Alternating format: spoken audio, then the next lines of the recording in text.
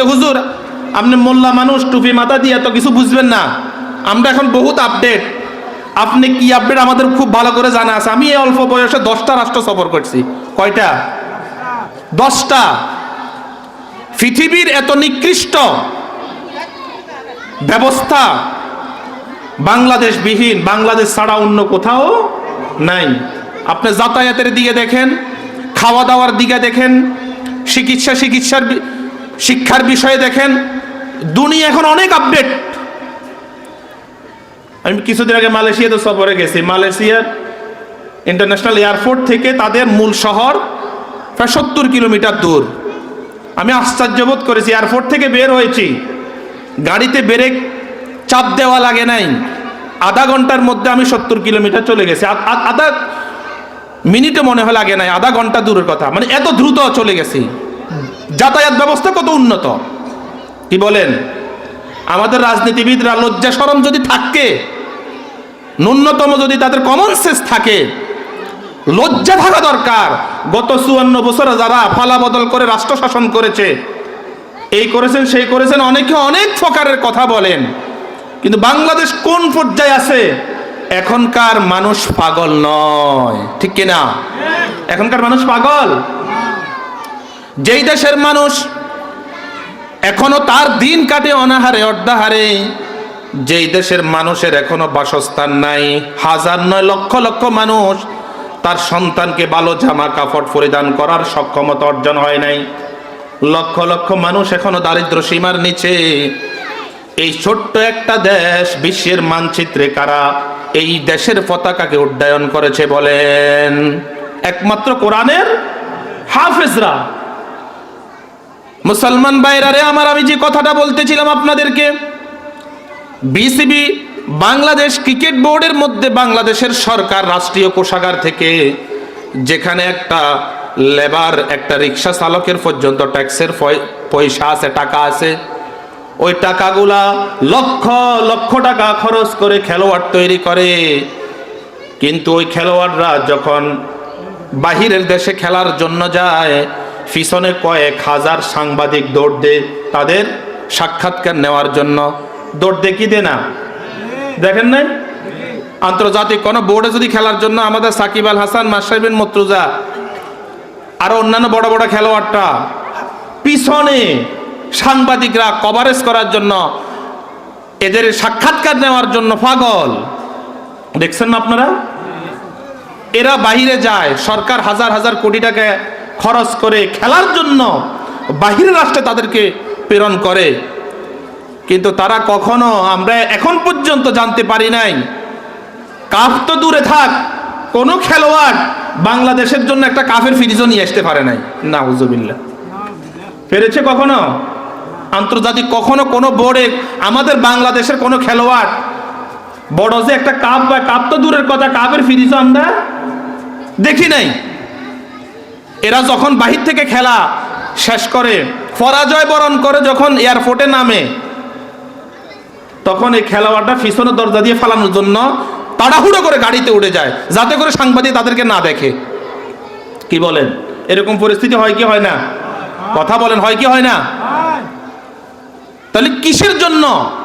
এই দেশের মানুষ এখনো তাদের জীবন মান অনেক নিচে।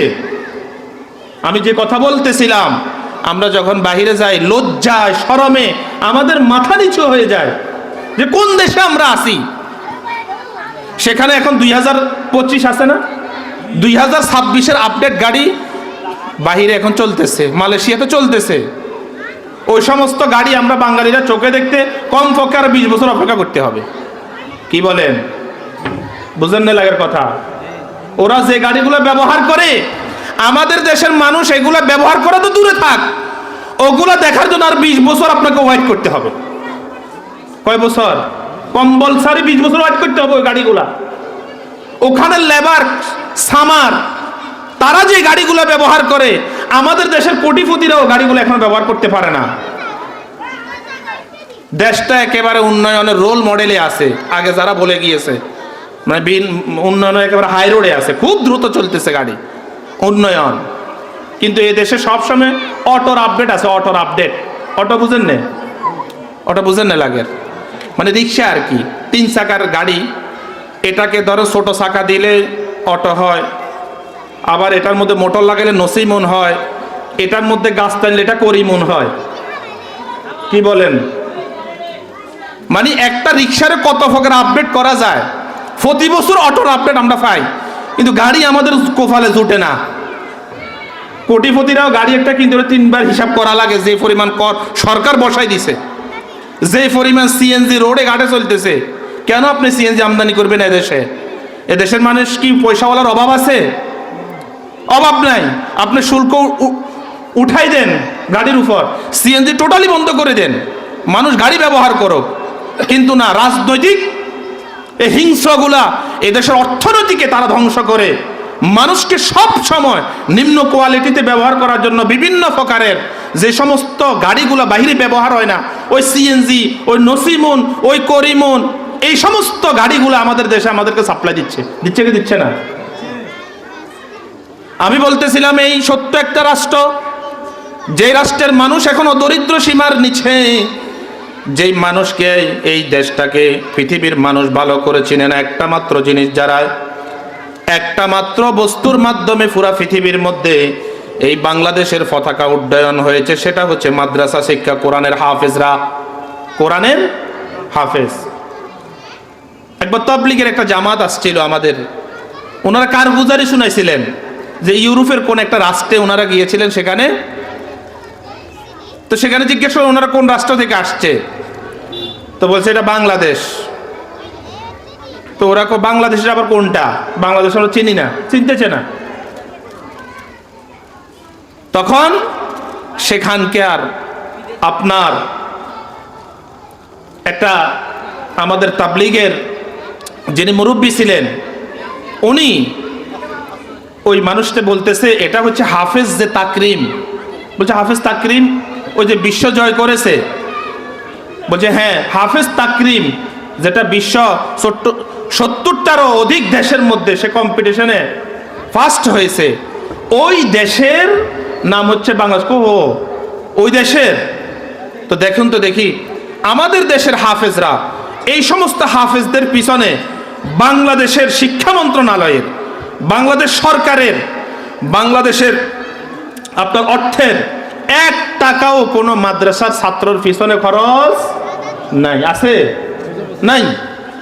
এই সমস্ত নুরানি মাদ্রাসাগুলা আল্লাহু আকবার, এমন এক শিক্ষার ক্ষেত্রে বিপ্লব ঘটিয়েছেন, পুরা পৃথিবীর মধ্যে বাংলাদেশকে জয় করে এখন পৃথিবী জয়ের অপেক্ষা আছে। এই যে নুরানি শিক্ষার্থী, ছোট ছোট যে বাচ্চাগুলা, এখানে যে আপনাদের সামনে তারা বিভিন্ন পর্যায়ের অভিনয় দেখিয়েছেন, ছড়া শুনিয়েছেন, ইংরেজি, বাংলা, এমনকি আরবি সহ, এটি বলেন তো দেখি একমাত্র কিসে সম্ভব? নুরানি মাদ্রাসায় সম্ভব। এই নুরানি মাদ্রাসায় আমাদের সরকারের কোনো খরচ নেই। নুরানি মাদ্রাসাগুলা সামাজিক অর্থের উপর গড়ে ওঠে, ব্যক্তি মালিকানা গড়ে ওঠে। আর এখানে যারা পড়াশোনা করে তারা মাসিক একটা বেতনে পড়াশোনা করে কি করে না? করে। কিন্তু তার বিপরীত আমরা সমালোচনা করব শুদ্ধ হওয়ার জন্য, সমালোচনা করবো কিসের জন্য? শুদ্ধ হওয়ার জন্য। কিন্তু নুরানি মাদ্রাসার বিপরীত আপনার প্রাইমারি স্কুল আছে কি নাই? আজকে প্রাইমারি স্কুলগুলো শিক্ষার্থী শূন্য, শিক্ষার্থী নাই, ছাত্র নাই। কেন নাই? একটা প্রাইমারি স্কুলের শিক্ষক, তাদের বেতন 20,000 টাকারও বেশি। কয় হাজার টাকা? 20,000, 18,000, 15,000 টাকারও বেশি। আপনি একটা ক্লাসে যা গুনবেন আপনাদের আশপাশে, তাদেরকে সরকার টাকা দিচ্ছে, টাকাগুলো কথা বলতে হবে। আপনি 20,000 না 40,000, 50,000 টাকা বেতন নেন, ওকে ফাইন, কোনো সমস্যা নাই, কিন্তু এটা আমাকে ব্যাকআপ দিতে হবে। আপনি কোন শিক্ষাটা দিচ্ছেন? ছাত্র কম কেন? এটা সরকার তাদেরকে জবাবদিহিতার আওতায় নিয়ে আসতে হবে। আপনার প্রাইমারি স্কুলগুলোর মধ্যে শিক্ষক এবং শিক্ষিকা যিনারা আছেন এসে মোবাইল টিপছেন, এক ক্লাসে ছাত্র 5 জন, 6 জন, 7 জন নাই, ওনাদেরকে প্রেশার ক্রিয়েট করেন সরকার। এখন যে ডিসেম্বর আসছে না, বিভিন্নভাবে তারা ছাত্র কালেকশন করার জন্য বলে, কিন্তু ছাত্র সেখানে যায় না। আমার কথা হচ্ছে যেখানে মধু থাকবে সেখানে অবশ্যই ছাত্র যাবে। নুরানি এমন একটা শিক্ষা, আপনি আপনার বাচ্চাকে দিয়ে দেখিন, আমি হলফ করে বলতে পারবো, কসম খেয়ে বলতে পারবো, এখানে তৃতীয় শ্রেণী পড়ে একটা ছাত্র, একটা ছাত্রী, একটা ছোট্ট বাচ্চা যেই পরিমাণ যোগ্যতা অর্জন করে, যেই পরিমাণ তার শিক্ষা অর্জন হয়, সেই স্কুলে ক্লাস 6-এ গিয়ে ভর্তি হতে পারবে ইনশাআল্লাহ। ক্লাস 5, আমিও প্রাইমারিতে পড়েছি, প্রাইমারিতে ক্লাস 5 পর্যন্ত পড়ে তারপরে মাদ্রাসায় গিয়ে হাফেজ হয়েছে। আমিও আমাদের বগদাদিয়া প্রাইমারিতে আমাদের এক শিক্ষার্থী আমরা বিদায় দিব, এই জন্য খুব আয়োজনও করতেছি, কিন্তু এখনকার প্রাইমারিগুলোর মধ্যে পড়াশোনা একেবারে শূন্য হয়ে যাচ্ছে। আগেরকার শিক্ষক শিক্ষিকাদেরকে সরকার বেতন দিত 500 টাকা, 700 টাকা, 1000 টাকা, 1500 টাকা, কিন্তু এরপরেও এখন সরকার একটা শিক্ষকের 15,000, 18,000, 20,000 টাকা দিয়ে দিয়েছে।